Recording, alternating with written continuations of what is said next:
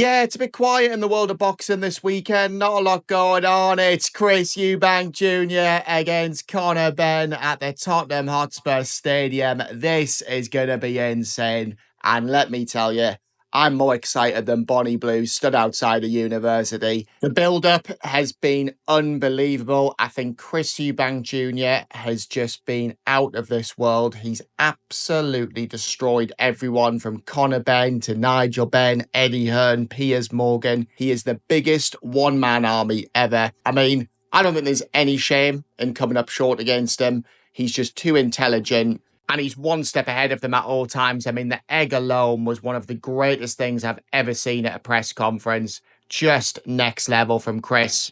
And he's done it all on his own as well. I mean, he's obviously got his own trainer there, Jonathan Banks. He's got Ronnie Shields in his corner. No idea who Ronnie Davies is, had he? But even his relationship with Ben Shalom, his promoter, you can tell he's not bothered about Ben Shalom at all. I mean, Ben's obviously helped him get this fight, but they're not mates or anything. Whereas with Conor, he's super tight with Eddie. He's obviously got a great relationship with his dad, Nigel, really close with Tony Sims, his trainer as well. And it is a massive shame we're not going to get Senior there. I would have loved having him around, but to be honest, I think it's probably a blessing in disguise for Junior. He needs to be his own man, and when his dad's coming out with stuff like he's a disgrace, I actually think Senior's a disgrace for saying that. I really do. Even if he thinks that, say that in private, because you've just completely stabbed your own son in the back there for me. And I love Senior, but I thought that was bang out of order personally. But far more important than boxing and whether Senior's going to be at the fight or not, hopefully they can make up and have a proper father and son relationship again. But as much as I love Senior and as much as I love Nigel Benn, it's not about them. They've had their time, and this fight doesn't actually need them because, contrary to what a lot of people think, Chris Eubank Jr. and Conor Benn are two really good fighters in their own right. Yes, they're not as good as their dads, but they were never going to be, and there's no shame in that. You're talking about two of the best British fighters of all time and their dads.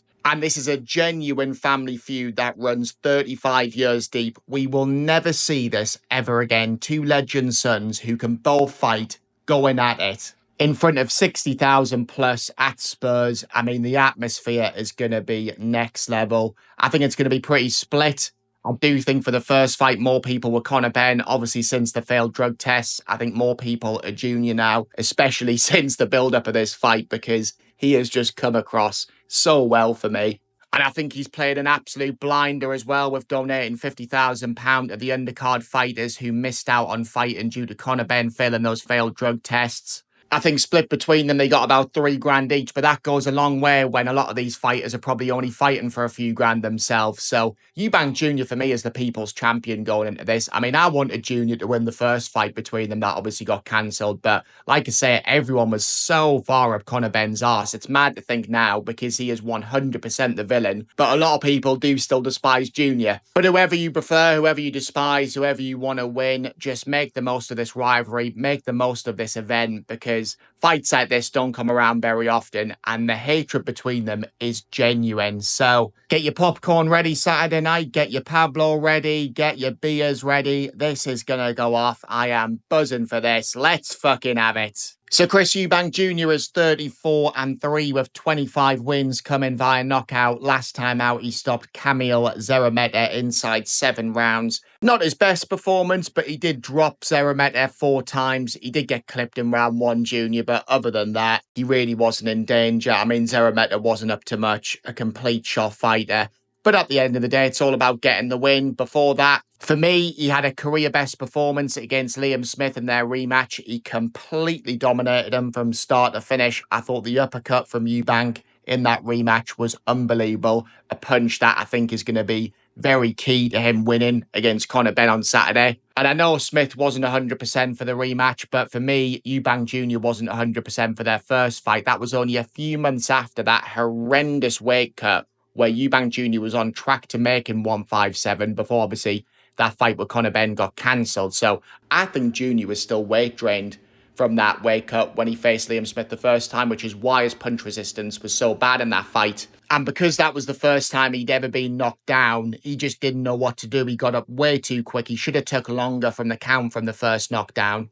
and his legs were clearly gone when he got back up, and then he obviously got dropped again. But to be fair to him, he got stopped on his feet, and he was trying to fight Liam Smith after the ref had waved it off. So he is so game, Eubank. Even when he's lost, he's always give it absolutely everything. Against George Groves, I mean, he lost and he lost well, but he never stopped trying to win. And that was a competitive fight. Groves, he definitely deserved it, probably A4. But at the end of the day, Eubank was always dangerous in there. And his first loss, of course, was to Billy Joe Saunders, which was a split decision loss. And until that point, his best win was Tyan Booth. And I love Tyan Booth, but he wasn't the best boxer in the world. But Junior does have some really good wins on his record as well. I know a lot of them are against fighters who are past it, like Arthur Abraham or James DeGale. But nonetheless, he beat Tom Doran, who was unbeaten. Nick Blackwell, Spike O'Sullivan, Liam Williams. I mean, they're all domestic sort of level, but they're still good fighters in their own right. So he's mixed it at a good level consistently, Junior, and he hasn't always won. When he's came up against the very best, he has came up short, but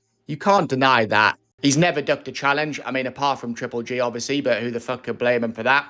And to be fair as well, I'm sure Junior would have fought him at the time. Senior was in his absolute prime of controlling Junior's career, and he clearly messed up that fight. And in hindsight, it's probably a good thing because we all saw what happened to Kell Brook. I know obviously Kell Brook was a welterweight coming up, but I think Junior would have took a lot of damage in that fight. And put it this way, we might not be getting this fight now on Saturday had Junior fought Golovkin in his prime. He is 35 now, Chris, and it has been interesting to see how he's changed his style over the years. In the early part of his career, he was extremely aggressive, very explosive, didn't really care about his defense, didn't mind getting hit. Whereas now he uses his jab a lot more. He's very cagey on the back foot and he likes to walk you onto shots. He does still fight in bursts and he does still let his hands go aggressively when he is active. But he does tend to coast a lot of the time in rounds now. And that's probably him conserving energy, which is understandable given his age. And I do expect him for the first couple of rounds at least to be cautious against Benn, who I think is going to come flying out the traps. So I think Eubank will try and establish the jab, which I think is the right thing to do,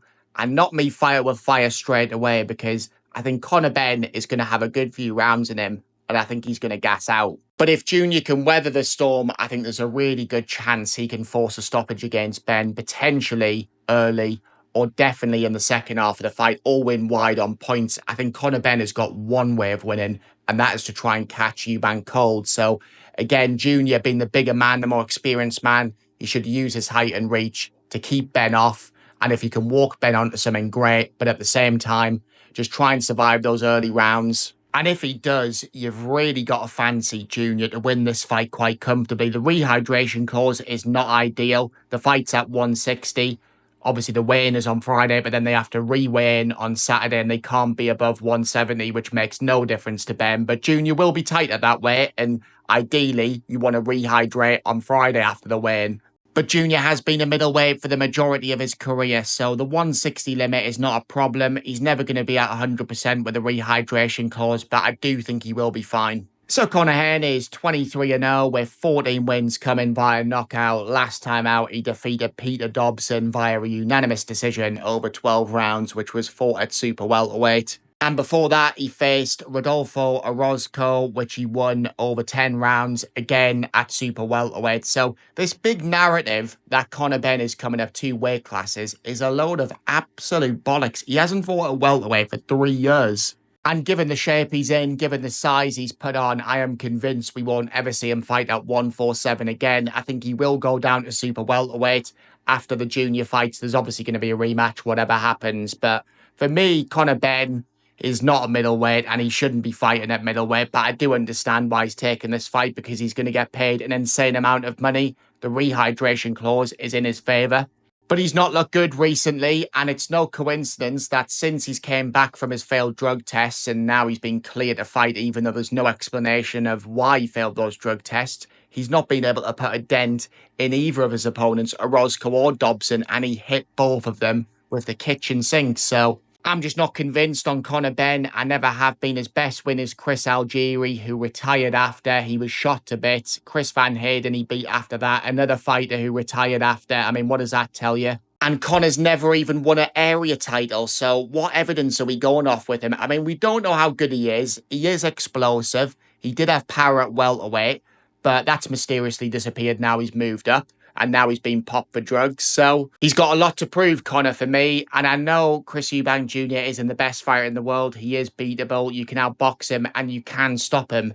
I just don't think Conor Benn's good enough to do it unless Eubank Jr. is shot to bits. I mean, Conor Benn actually lost to a French journeyman early on, Cedric Peynaud. He got dropped twice and got given a gift decision. And I know, to be fair, Conor Benn did rematch Peynaud and he won convincingly. But even with that, Chris Eubank Jr. has never lost to a French journeyman. And I also don't buy into this absolute garbage that Conor Benn somehow wants it more than Junior. I think that is a myth. They're very different characters. They portray their emotions in different ways, but I think both of them want this as much as each other. I think it's going to come down to size, skill, and experience. And for me, Junior ticks every box over Conor Benn in every department there. I think Conor Benn's only chance is to stick it on Junior from the off and give it absolutely everything for the first few rounds and just hope that Junior has got old overnight, that he's made the weight really badly, and that rehydration clause has just done him and his punch resistance isn't there. He is 28, Ben, so he is obviously a lot younger than Junior. He definitely has the advantage with speed with him coming up to middleweight, so that will help him. He does have a really good right hand, but he leaves himself wide open, and I don't really give him much of a puncher's chance. I mean, anything can happen in boxing. And Junior has been hurt before, but Liam Smith is a level above Conor Benn. So yeah, basically for me, unless Junior is completely done, Conor Benn does not win this fight on Saturday night. But I do think it'll be a great fight. I think Ben will give it absolutely everything. I think he will win a couple of rounds here and there. I just don't think he's going to have the boxing ability or the power to beat Junior. And I also don't think there's any chance of this being a fight that is way too cagey for it to be entertaining. And I think a lot of the time you see that at the higher level. I don't think either of these guys are good enough for it to be like that. I think both men will be there to be hit. And even though I do think Junior will take his time to warm into the fight, I think when he sees an opening, he will take it and he will be explosive. And I do really think that Eubank's uppercut will cause Ben absolute fits. And when Ben starts blowing after a few rounds, when he's hit Eubank with his best shots and he can't put a dent in him, I think that's when Eubank will take over. And I expect Chris Eubank Jr. to stop Conor Benn within 6 rounds. I definitely think there's a good chance that Chris could stop Conor between rounds 7 and 12 later on in the fight. But for me, Conor is going to be so reckless early. And I think when Junior hits him clean on the chin, I think it's going to be good night Vienna. But as always, may the best man win. If Conor Benn proves me wrong, I will be the first to congratulate him. I've got no problem admitting it when I get it wrong.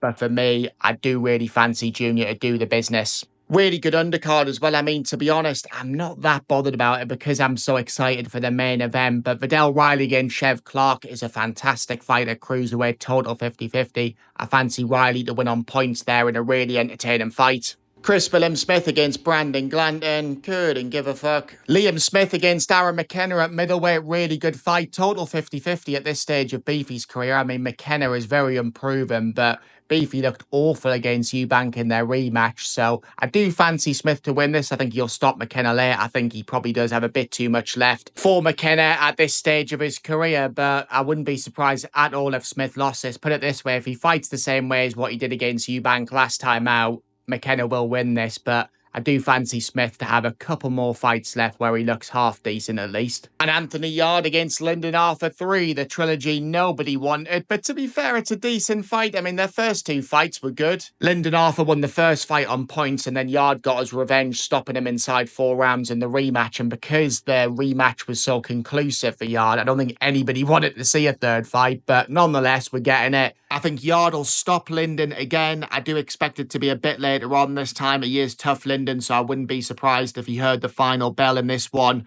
But for me, Yarde will just be too strong, too powerful. But I do expect Lyndon to be competitive. So yeah, I've definitely not done the undercard justice there because they are good fights, but I am just so pumped for the main event. It is all about Eubank Jr. against Conor Benn. There is so much on the line here. I can't stop thinking about it. I mean, the ring walks. Imagine when they come out.